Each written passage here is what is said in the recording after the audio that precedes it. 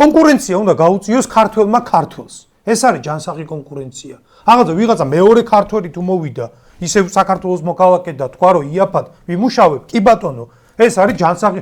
შენ უცხოეთიდან შემოიყვანე ხალხი, რომელიც ისეთი ქვეყნიდან მოდის, რომ ორლარად კი არა, შეიძლება 50 თეთრად რომ მუშაობს, თავს ბედნიერად გრძნობს და თავის ქვეყანაში გზავნის ფულს, შენი მოქალაქე გაწირე უკვე პრაქტიკულად. და ეს ადამიანი მიდის უკვე საქართველოსდან მიდის და ბიჭებმა უმეტესობამ დაანება საერთოდ მუშაობას დავიდათ, უმეტესობა წავიდა საზღვარგარეთო.